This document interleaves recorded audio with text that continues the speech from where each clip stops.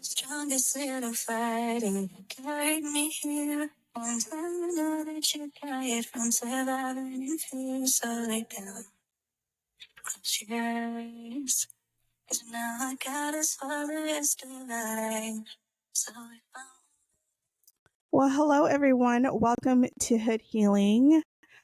That song is called Dear Inner Child by Peach PRC, and that song actually does make me want to. So today's episode is, what would you tell your little self? Yeah. Or what was it? He came up with the freaking top one. I don't remember. I know. I mean, you said 3 things that we would tell our younger self. Yeah. I also just think it's going to be really talking about, like, how do you heal your inner child, but also I think lessons that we have learned growing up. Yes. And that we wish our younger selves like knew about as well. So, making sure that we are all good here. So what's one thing that you wish you knew? You could tell yourself, and at what age?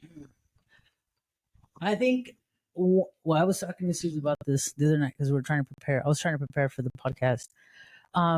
I think one thing would be drugs. Like you learn about it at school and stuff like that, but not everyone pays attention. You know what I'm saying? I would say don't do drugs. You know what I'm saying? Like, if you know me, then you know that I was stuck on an addiction. I'm not going to get into details as to what it was, but I wish I would have known that how much toll it takes on your body, how much it hurts your family, how much it hurts your pocket. You know what I'm saying? Like how it basically changes you. You know what I'm saying? So I think that I would, tell myself not to fall into addiction, peer pressure or anything like that. I mean, I didn't have anyone put a gun in my head and say, here, try this. You know what I'm saying? But I wish that I was a little bit stronger, and dealt with my problems a different way. So I started, my addiction to try to numb, uh, both the pain from, being abused as a child, and then just problems that I had growing up. You know what I'm saying? Like I turned to an addiction that was pretty bad.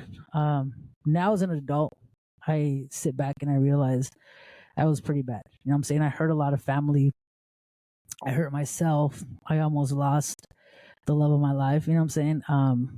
I started losing my actual family members, people who actually cared about me and have always been there for me. So I think I would tell myself not to try any type of drug. Alcohol's all right, I guess. You know what I'm saying? But I mean, that's something that I really, really regret. Yeah. And I always talk about it with Susie, and she always tells me, well, you overcame all that, and look at you now. Like, look at all the success that you have, that you've done. You know what I'm saying? So I think that I would tell myself not to do any drugs or not to try anything, try to numb. Well, I'm gonna say something that is controversial in that I think that was a survival behavior for you. And first of all, I think that you have to really forgive yourself for that because, we do things to survive the shit that we've been through. And sometimes it's not nice. Sometimes we're not nice to people. Sometimes we do things to hurt people. But also, it's like being aware of it and apologizing to those people, saying like, yeah, I know I fucked up. Like, I know that wasn't okay. Is like a big thing in that process. But then also, at some point we have to forgive ourselves. You know what I'm saying? Like, I think we could be so hard on ourselves, and that's like part of self-compassion and giving ourselves grace is like this ability to say like, yeah, I did mess up, but this is all part of my journey. I think when people continually hurt other people and keep doing the same behaviors, then that's when your ass needs to be apologizing for real.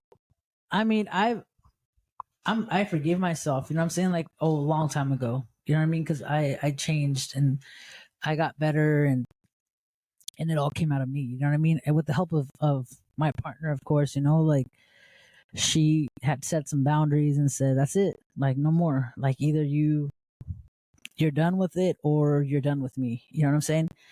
And I give her a lot of credit for helping me get out of my addiction. But I think that that's one of the main ones that I have. I have forgiven myself. I don't like to think about it. You know what I'm saying? But I'm okay with talking about it now. You know, sometimes I talk to Mike, my godson, and my niece Haley about drugs, like to make sure that you stay away from drugs, peer pressure. You know, because they both just graduated from high school. Um, I try to remind them that, you know, not to be followers. You know what I'm saying? Because kids these days they can be assholes. You know what I'm saying? Like peer pressure Girl, and they stuff were like that. assholes when we were that age too. But that's, and I'll continue to remind, like, you know, Ava and Avery, Damien. You know what I'm saying? Like, Yeah. But yeah, that's one of mine. You're up. Well, I did try some drugs, and I think that it's I'm okay. Just kidding. Yeah, don't do drugs; they're bad. I think for me, one of the things that I would say is to really like love yourself, and not just like the whole generic love yourself, but like really, especially as like a woman of color, a Mexican woman, like love your body, love how you look, love that you have curves, because I grew up in a predominantly like white, you know, community with white people, and I was constantly being told that like I was ugly because my nose was whiter than theirs, because I mean, yeah, girl had a BBL body like back in the days before it was a trend, and it was body by Jesus. I did not have to go to the Dominican Republic for it. And I just remember constantly like covering my body because I felt embarrassed that like I had an ass, you know, and I had like a little waist. Trust me, I was not built like a burrito when I was younger. But you know, I just was always looking at people and thinking like, gosh, I wish I looked like that. And you know, I'm 47 with no Botox in this face because guess what? Good genes, you know. And if I could tell my younger self, like, listen, hold out, write it on. JLo is going to bring the body to, to the larger, you know, uh, population, and you're going to have your time to shine. But you know, but really it's just about like being comfortable. Like we all are shaped different. We all look different. Like, you know, even just like personality wise. And, you know, like I remember my mom used to put my hair in a ponytail, and I used to be like pulling my face forward because I felt like it was making my eyes too like small. And I just think that's so sad, like because I was so embarrassed. And now I'm like, I'm so proud of like the cultures that I hold, like being Asian, being Japanese, being Asian, being Mexican. Like I'm very proud of that now because it's just like an amazing thing to be part of these different groups and like the history we have. And, you know, and I see people who have been here, like their families were like, you know, on the Nina, the Pinta, or the Santa Maria. What's the pilgrim ship? I don't even remember. But the Mayflower, and they don't know like where are my ancestors from? What's my ancestral history? And like I can literally point to where my ancestors come from and the rich culture that we have, and I'm super thankful for that. Like I don't need to go to a Japanese festival and wear a kimono like I see some white folks doing, which is not okay.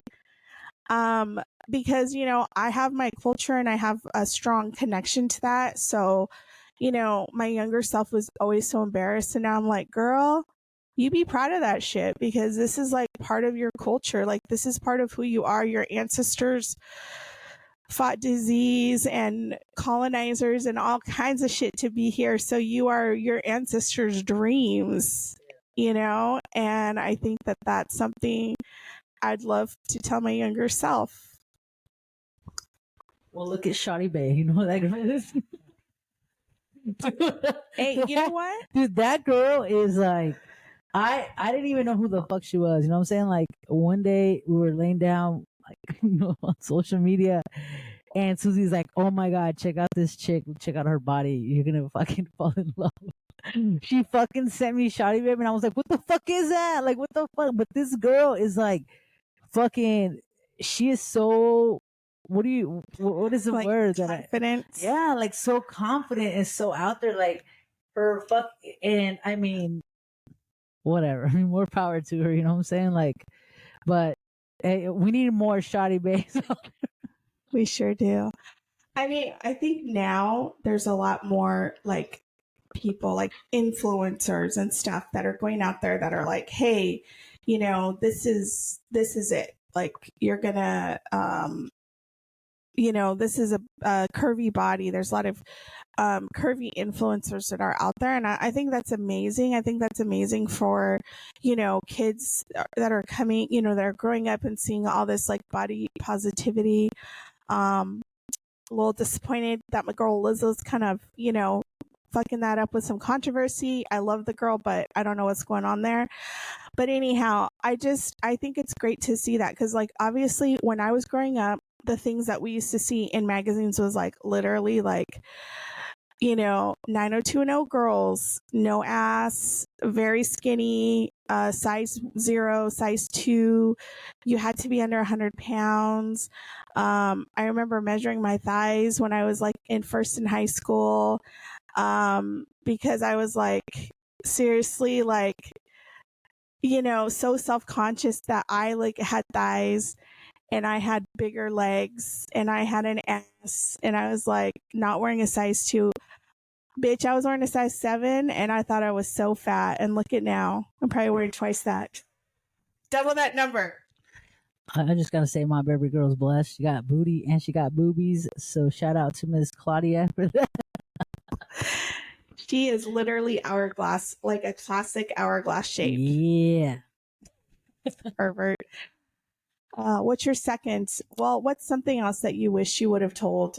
You could go back in a time machine. You know what? This one's crazy, and I was talking about this morning. And you're probably gonna be like, "What the hell?" But I honestly wish I would have been educated with taking care of your credit, big time, because I was never. I mean, especially growing up in a Hispanic home, like they don't talk to you about your credit. Like they don't tell you to take care of your credit because your credit's gonna help you later on in life. Like they don't tell you any of that. You know what I'm saying? So growing up, I once again I messed up my credit. You know what I'm saying? Like I thought I was balling, fucking buying all this shit, and in the end, like I ended up messing up my credit. But now I am really good. I fixed it up. Got a house now. We got we got everything we need. Yeah. We're financially okay. But that's something I wish I would have like honestly been educated on, and no one ever brought that up to me. No one. Girl, my parents, I'm gonna put their ass on blast because I think as kids, like, especially if you don't have parents that are like, you have young parents, like we, you know, my parents, your parents were probably younger, but you know, when you got young parents, man, they don't teach you about that shit. They're not financially responsible a lot of the time unless they have, you know, a lot of, you know, good role models. But my parents were not great role models. I mean, I remember my mom would be like, go take the light bill because they're going to shut our lights off in 2 days. Like, I mean, it's kind of sucked too because, you know, my dad owned his own business. So it literally was like, we'd have money, we didn't have money. It was never consistent. And so, you know, it's like there would be times where my mom would be like, yeah, shut off the cable, no cable for a month. Next month, someone would pay my dad, then we get our cable back. So, you know, I never really had this, you know, example of like, what do you do financially to make yourself secure? Like retirement. My parents have not saved up for the retirement. So they're my dad lives in my driveway, my mom lives with my sister, and we will probably financially have to support all three of us, our parents, till they pass because they did not plan for that. So, we've been thinking about like what's our retirement situation. It's hopefully happening, in like, 10 or 20 years. But I think we are definitely, trying to be conscious of that kind of stuff. We're trying to do that. We are actually, I'm going to tell you, I have the best credit score I've ever had in my life right now. Oops, sorry. I'm like, same. And, I think it's good because we are just trying to live within our means. To me, I think I'm getting to a point where it's like, I don't need to fucking impress anybody with what I have. I mean, I like nice stuff. I like to travel. I like to do that kind of stuff. But I think I'm just done with this idea that like I have to show people how successful we are. It's like, y'all don't pay my bills. You don't see what's in my bank account. So why the fuck is it your business, really? So to me, success isn't always about like, oh, what's your house, where you live. I know there's a lot of people out there that are like, oh, well, we can buy this and that. It's like, yeah, but are you, emotionally mature to deal with the problems in your life? Probably not. That's not successful to me. Like, fucking Donald Trump is considered successful, and that motherfucker's a mess. Elon Musk is considered, successful, and this motherfucker got like 8 kids with like 3 different ladies and probably doesn't have an emotional attachment to any of them.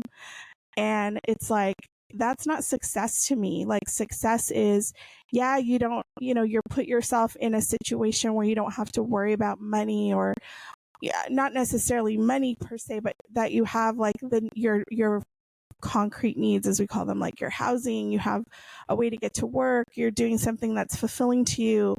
But also, how are the relationships in your life? You know what I'm saying? Like, if y'all over here with your freaking personal life in shreds, then you are not successful, baby boy. Amen to that. All right. So, what is your second one? Well, I'm going to say that it's probably, in order to be happy in your life, you really have to work on your relationships. And also, I think something I would say to my younger self is, if you don't feel like having kids or you don't feel like getting married, then don't do it. Because it's a lot of work. And I think, especially as women, like, we lose a part of ourselves and we have to intentionally find our way back. So when we're, becoming moms, we're like, oh, I just remember my mom does not like that I have this thing of, I can have stuff for myself. Like, as a mom, if you give up everything, you have nothing. If you don't have your own, time away with your friends or your family, if you don't have like your own interests or your own things that make you happy, and your whole happiness is just seeing your child having these experiences, which it's very easily to go there, then when your child gets old enough to be on their, kind of be on their own terms, or do, have their, be with their friends, be in school, you're going to sit around and go, well, what the fuck? What's my life all about? So I think just, well, I guess it's kind of two lessons, One is that our relationships should be like an important cornerstone in our life, like that we need to make sure that we are emotionally mature to have good, healthy relationships. Yeah, that's a good one too. Yeah, I mean, I feel like nowadays, like, everybody just wants to get married. You know what I'm saying? To post it on social media, or, um, you know, uh, Or think they have to because they've been yeah, with someone for a long time. yeah. Like, for a long time, like, I remember I wanted to get married. Like, I wanted to get married, not to post on social media, just in general. Like, I want to get married. Like, this is the love of my life. Like, this is who I want to be with. Like, this is it. This is who I want to marry. And then for Susie, it was kind of like, well, I know I want to be with you for the rest of my life. Like, so why do we have to get married? You know what I'm saying? Like, why do we need a paper to prove that we love each other and stuff like that? And now you need a paper. And now, because like, you got a little baby coming. Yeah, but and it's just the way things worked out for us. I mean, we if you guys know us, you guys know that we've been together forever. You know what I'm saying? Like a little bit right after high school, like on and off, and then good for like about 10 plus years almost. You know what I'm saying? Like,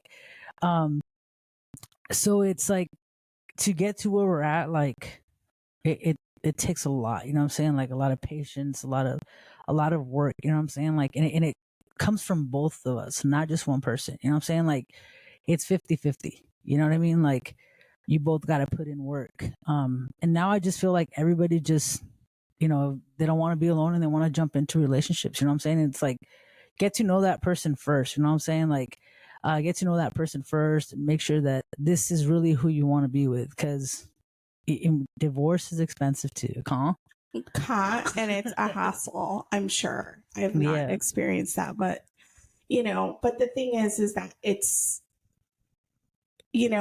very hard to be in a relationship if you are not emotionally mature to do it, especially a very serious relationship.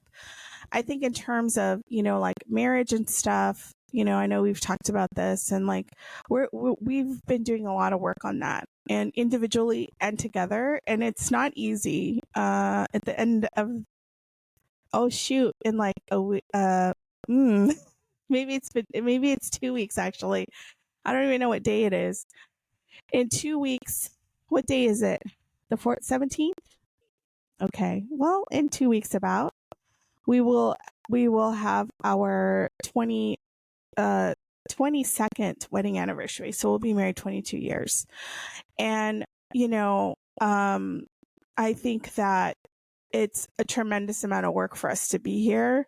I think there's a lot of people who have been married the same amount of time as us who stay married because they feel like they need to. And I think that it's okay to walk away from relationships when they're not serving you. And if someone isn't willing to do the work with you, then you kind of have to sometimes make that choice. And I think that's okay too.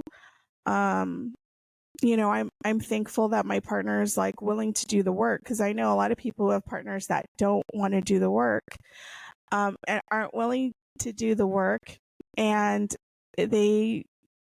we'll see.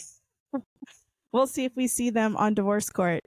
But in terms of friendship, like, I think another kind of, thing I would tell myself, my younger self, is, if people want to be in friendship with you and they're not willing to come to you directly and say, I've got a problem, this has happened, or you've hurt my feelings, and, they're not willing to do that, then either, you really have to reevaluate. You have to reevaluate the friendship. I had a friend recently who was, I was talking to, was messaging me all the time about the podcast, was liking everything. And then all of a sudden just like stopped. And I was like, what is going on here? So I kind of like reached out and was like, hey, how's it going? I've noticed, I haven't seen you online lately. Or, I haven't heard from you. I hope everything's going okay. It was like, ignored the message, ignored the text. So I was like, okay, well, maybe something's going on. So I didn't push it any further. And then heard from another friend that they were upset because something we said on the podcast was a little too close to home. And the sad thing is that it wasn't even, you obviously don't know this person, but I wasn't even talking about them. I was actually just talking about another situation that I had. And I guess they didn't like that. So, And that's what we continue to fucking say, like, on the podcast. You know what I'm saying? Like, nothing is directed at anyone. You know what I'm saying? If the shoe fits, then, too bad. You know what I'm saying? Like, but I think some stuff is directed at me.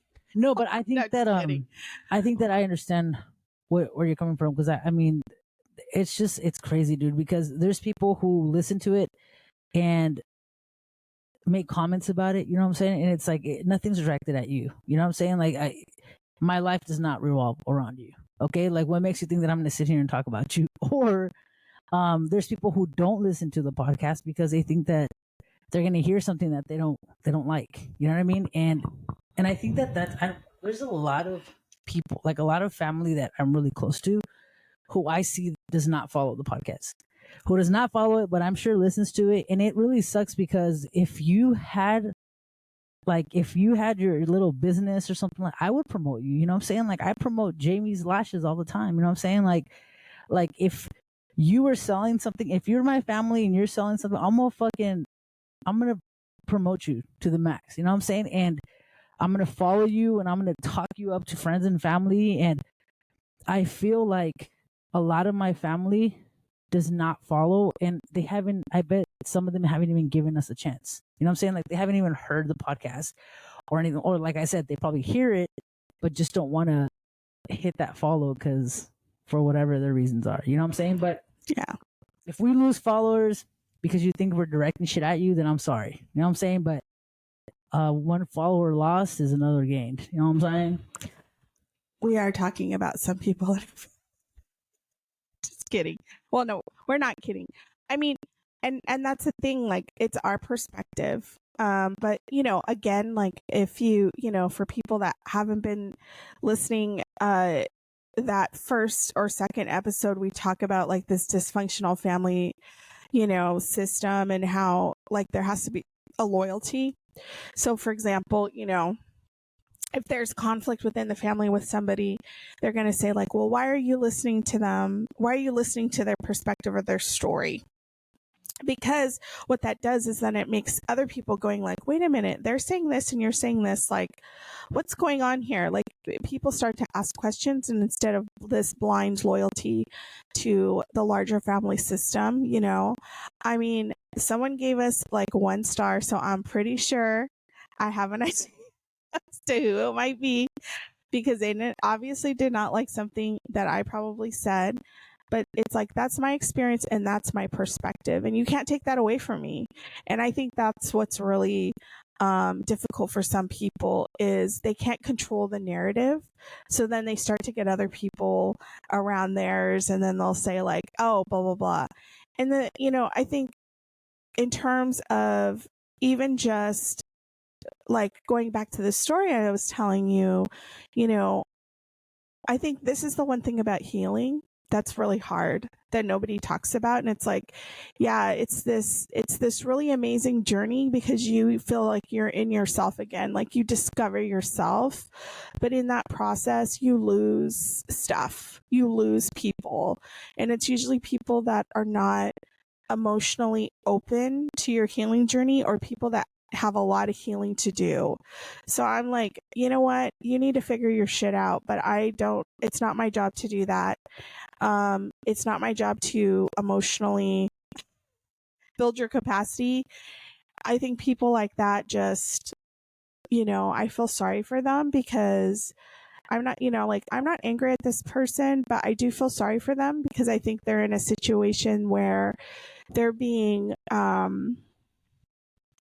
probably not in an emotionally safe place. And so I am pretty sure I kind of like know what was said, that they would have taken it personally, and maybe think like, I wish I could have said that to them, which honestly I wasn't even thinking about them. But I think that when people are so emotionally like removed from themselves, they're not ready to hear that stuff.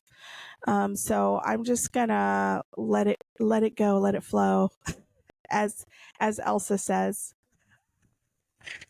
All right. So the third thing I would tell myself is, I wish I knew as a child that I wish I knew more about therapy, because the first time I went to therapy was when I came forward, and I was already old. Like, I was old already. Like, I was maybe 18, 19 when I came forward and told my parents about my dad's brother who had sexually abused me. And the court and them had made me go see a therapist. So I maybe went to like 2 sessions or 3, maybe I'm going to say it was maybe 4 sessions that I had gone to. And the last session that I had gone to was opening up to everything that actually happened. Like, get to details, when did it happen? Where did it happen? How many times did it happen? You know what I'm saying? So I think that last session for me was it. Like after that, I didn't want to go back. I told my mom I didn't want to go back. And I wish that I would have gotten encouraged to go back and continue to talk about it, because maybe then all that pain would have gone away. You know what I'm saying? Like talking about it, and then I wouldn't have turned to addiction to numb that pain that I had. You know what I'm saying? So I wish I would have been educated on therapy a lot sooner, so that I would have continued to go to talk about the issues and what I felt and the pain and whatnot. And then maybe it would have been easier for me to go to therapy for other things as I got older. Well, I think it's hard because you know, it's not in our culture to go to therapy. It's like just suffer in silence, basically. And we see our parents who've probably been through a lot of shit. I mean, I know what my parents have been through. And it's really interesting because, my dad, we were talking and he said, oh, yeah, there'll be these points in time where he'll tell me these stories. And I'm like, what the fuck, dude? Like, this is really traumatic. Like, he has, he's been through a lot. He was severely physically abused by his brothers, his older brothers, and his dad. And he was like, oh yeah, they used to beat the shit out of me, but I wasn't traumatized from that. And I'm like, motherfucker, you can't even go to the grocery store without having a panic attack. Like, this is what trauma looks like. And I think, when people think about someone being traumatized, they think like, oh, it's somebody that's like, really, has very severe mental health issues. And it's like, no, it's people like us. Like, we're functional. We have jobs, we have families, like, we enjoy life. But then we have these moments where we're like, can we keep our shit together today? Because something's triggering us. Where did I go this past weekend? I think I was in the store, and I don't know why I have I have a very strong sense of justice. But when people start getting aggressive in a store, I fucking lose my shit. And I think it's just because my dad was like one of those a yeller. And I could hear somebody talking loud, and I was like, oh my God, like, I'm triggered, right? I can feel my whole neurological system. Like, I started getting shaky, and then I was like, wait a minute. Nothing's happening. Why am I freaking out? Like, I really had to use like a lot of these strategies I've learned from therapy and from like work and stuff to calm myself down. But it's like, that actually could ruin a whole experience for me. Like, I'll be in a restaurant, and if I hear people just being rude or aggressive, like, it gets me like, ah. And then I'm like, but why is this my problem? I don't, I kind of have to start to talk myself like out of it. And I think that, people need to realize that when you've experienced trauma or are living with it, it doesn't mean like people can always see it. It's so internal. And I think that it's nice that if we have the strategies, like learning stuff in therapy, I think is so important. And I think we need to normalize that. But like, our culture's like, oh, you're not crazy. You don't have like a mental illness, so you don't need to go to therapy. So like for me, when I told my family like I don't want to do therapy anymore, like they're just opening up, the wound and whatnot. Like, it was, don't worry about it then. You're fine. It wasn't even your fault anyways that you went through this. We'll help you get through it. But it's like all it took was those 4 sessions to open up like everything. You know what I'm saying? Like the memories, like the pain, the disappointment, feeling betrayed because, you grow up thinking that you can trust your family, you know what I'm saying? And then it's someone really close, my dad's brother, who I never would have thought would have hurt me, you know what I'm saying? And he did, and it was multiple times, you know what I'm saying? So it's like, I think that I honestly God think that if I would have continued therapy, it would have helped me, because going to therapy now as an adult helps me a lot. Like, I can go 0 to 100 real quick, you know what I'm saying? Like, I'm nice, I got a big heart and whatnot, you know what I'm saying? But if you fuck with me or people that I love, like, I can go 0 to 100. And it's like, I feel that me going to therapy now, like, I don't go 0 to 100 that quick. You know what I'm saying? Like, there's steps that I take. step outside, take a breather, or step away real quick. Um, but that's something I wish I would have known, because even being bullied in elementary school, I remember there's this asshole who used to always bully me, because I was a tomboy. And Let's look him up right now on Facebook to see what kind of life he has. He probably is like, anyways. Yeah, but he probably works at Walmart even now. The ultimate hell. He got his karma. Just you know what I'm saying? Like even that, like even being bullied, like it would have helped to talk to someone about it. You know what I'm saying? Like I would talk to my brother about it. My brother would go over there and and Sal, and they would go give that guy some shit. You know what I'm saying? But just like there's so many things that I wish I would have gone to therapy for as a kid. I know, it's hard because like I remember middle school was very difficult. Like, I always felt like my I felt very high anxiety and depression in middle school, and like who was I going to talk to? I couldn't talk to my friends because they wouldn't know what the fuck to do. I'd be like, okay. And I remember I had a friend, that I was really close to in middle school, and their parents sent him to therapy, and I was like, whoa, what is that? But of course, my mom, we had to really give her an ultimatum about therapy. Like, you need to go to therapy or you cannot be in our lives, because she was really off the hook. And I think at a certain point, it's like, as children, we are managing your behaviors, and it's not fair to us. Like, how many of us probably have, lost a part of our childhoods because our parents were so unable to even manage their own feelings and emotions, and that's something that definitely I'm learning as a parent, is like, this is my shit.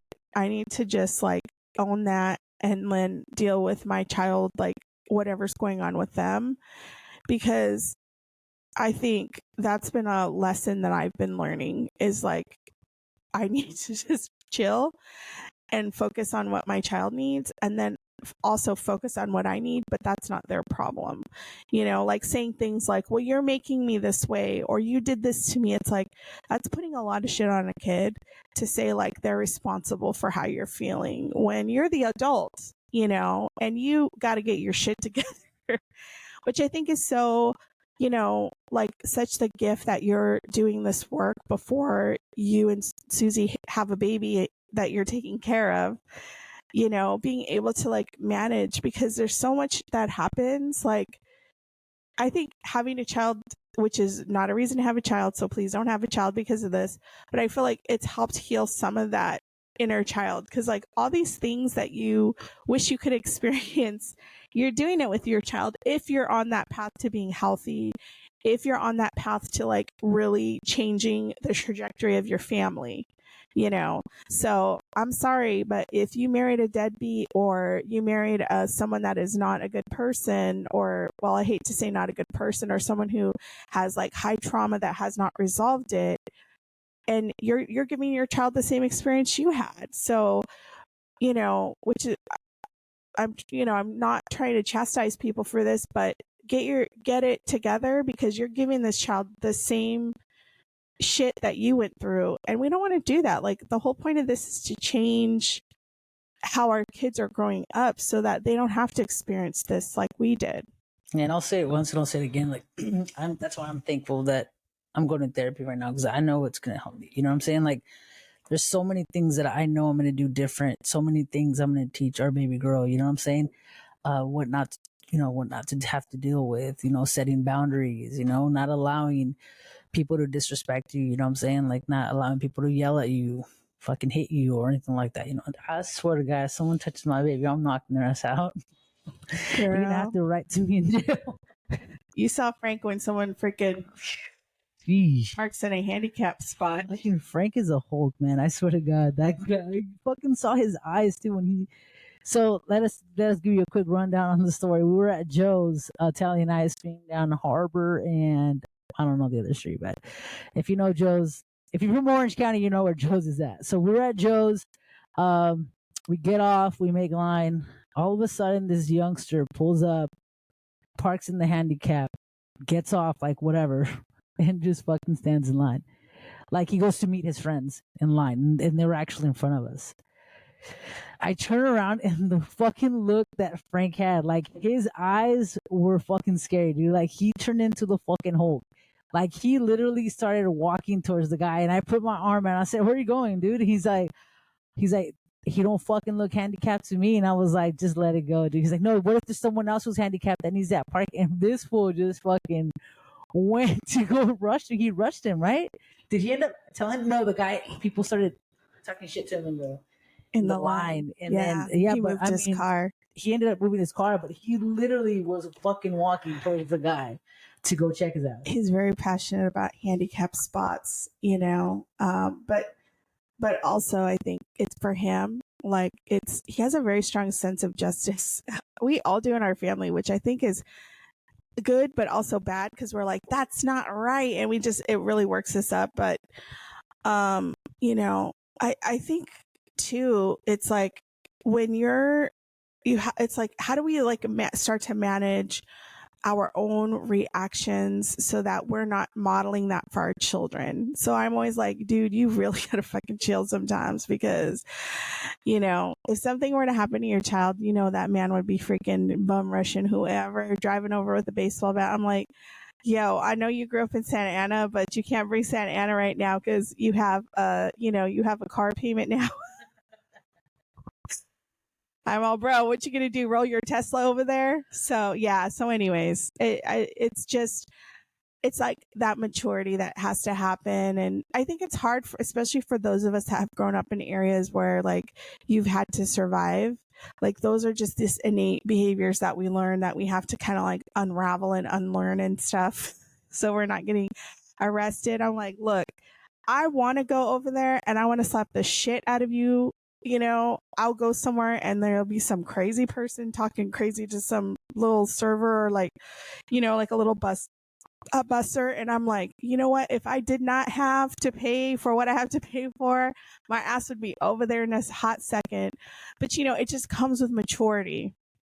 You know, we have so much at stake now, not even the financial stuff, but just like our own children. Like, you really want to go to jail? You really want to see your kids, have your kids go through that? So, yeah, I think that that's definitely you know, part of this like larger lesson of, you know, if you ain't get that mind right, that life ain't gonna be right, you know. If the mind ain't tight, the life ain't right. Trademark that shit. So those my. Did you have a third one? Did you say it or no? No, but I mean, I think another lesson is just, you know, set boundaries with people, set them early because even with your family. And I think that when people like you're somebody, I think for me, I have definitely been a people pleaser. And I also would go so out of my way for people for them to like me because I felt like you know, I think there's a point in time in your life where sometimes you feel like you're not worthy of friendship from people. You could say, like, oh, you know, you know, how's anyone going to want to be my friend because of the way I look or the way I act or, you know, how much money I have. And so sometimes we go out of our way to do things for people as a way almost like to buy their friendship. You know, I think that that's probably what I was doing. Like, I'd be like, oh, I'll do this for you. I'll go way out of my way. And then I would have relationships, like friendships, where people would not return the energy. And I was like devastated because it was like, well, here I am going out of my way for you. So why aren't you doing the same? And I think the boundary that I'm setting now is like, I return the energy with the return with the energy given. And it's not really necessarily like I'm keeping scores or it's a tit for tat thing. But like when you are giving so much energy and you're like the one who's always initiating, like, hey, let's go hang out, let's do this. Then after a while, it's like, well, why am I putting so much energy in this? You know? And the nice thing about that is, yes, you know, I think that some people have definitely dropped off. But I think on the other hand, there's some really cool people that have come into our life that are just great people, have good energy, are generous with their time. And I think that that's okay. Like, we don't have to have a ton of people in our lives to make our lives feel like fulfilled or worthwhile. You just got to have a few of those ride or dies, who will be there when you need them, but also I think will understand and respect your boundaries as well. That was going to be one of mine too. It was about learning how to set boundaries at a young age. Cheater.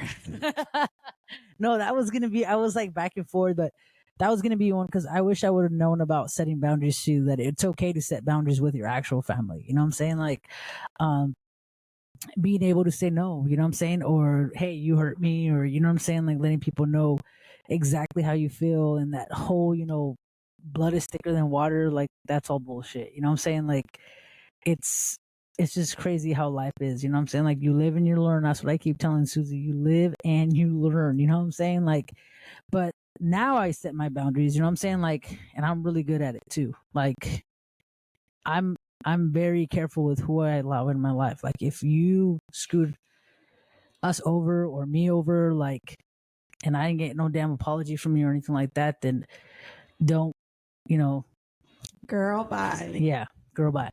Don't think you're gonna be okay. You know what I'm saying? Like coming back or whatever. But I just feel like people need to own up to the bullshit that they do. You know what I'm saying? Like own up to it. I mean, it already happened. You know what I'm saying? And you can't go back on it. But just take accountability for what you do. You know what I'm saying? Like take accountability. Did I say that right? Accountability.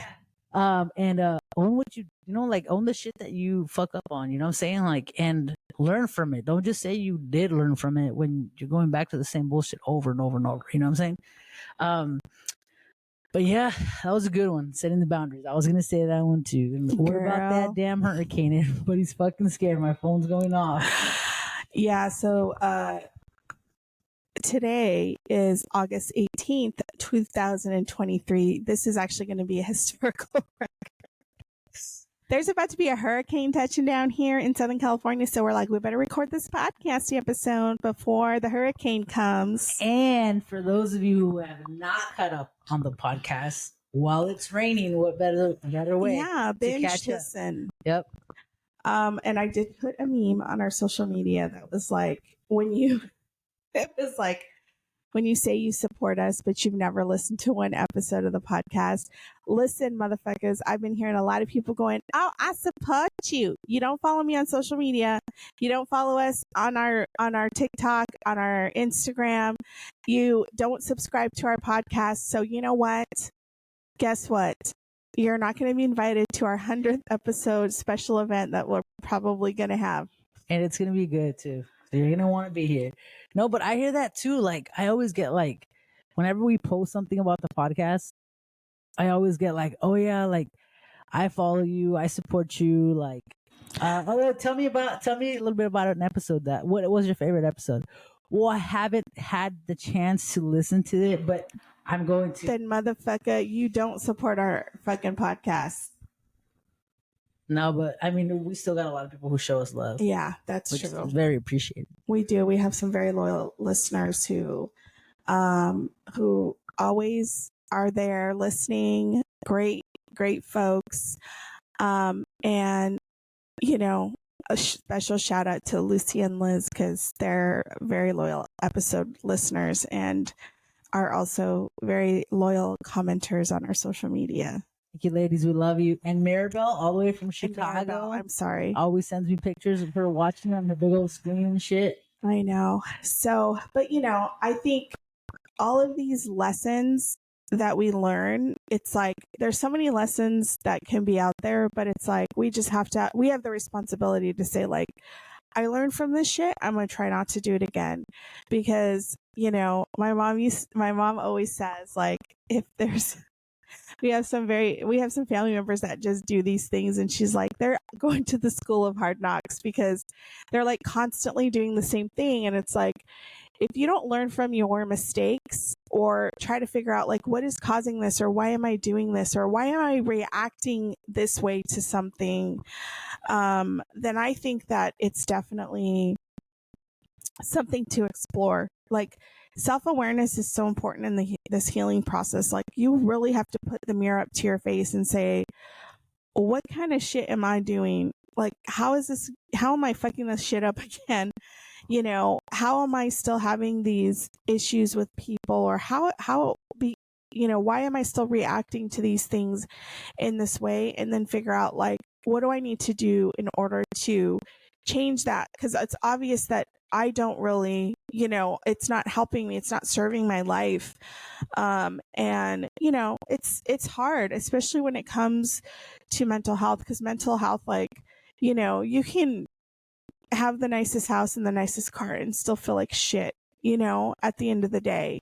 They always say money doesn't buy happiness. Sort of, it does, but use some of that fucking money to get yourself into therapy then, or do what you have to do to see someone to help you process, like, the shit that you're dealing with. But we have to make the commitment for, if you want a better life, you gotta get that mind right. You gotta take that first step, you know what I'm saying? And I got a really cool therapist. Anybody has Kaiser, my therapist is the shit. He's fucking awesome. I love him. So if anybody wants to hit him up, let me know. You better gatekeep his name, because then you won't be able to get an appointment. No, yeah, I know. I'm not gonna give it his name. If you want to know his name, message me if you got Kaiser. People, please stay safe. Yeah. Be pretty crazy out there, they're saying. So our SoCal people, please make sure you have, like, a flashlight with batteries that work, that you have even candles if that's your thing, enough water for like a few days at least. They say a week, but I don't know about that. And then just make sure that you have, like, canned food or food that's non-perishable. Yeah, so that's pretty, and make sure you put in all your patio furniture or whatnot. Make sure you don't have shit flying around your backyard, because it's supposed to be kind of crazy out there. It's about to be some Wizard Wall shit out there on the streets. Santa Ana, Garden Grove. Oh, if you see Toto, say hello. That's it. Stay safe, people. Stay safe out there. I know. Well, definitely. Oh my gosh. So we've been watching, this is a total side note, but also related to the subject of the inner child.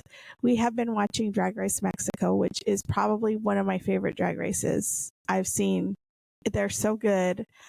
I love it. And then I'm like, God damn, I really love Mexico, because these people are so good to each other. Like, they're amazing. Anyways, we'll get you caught up.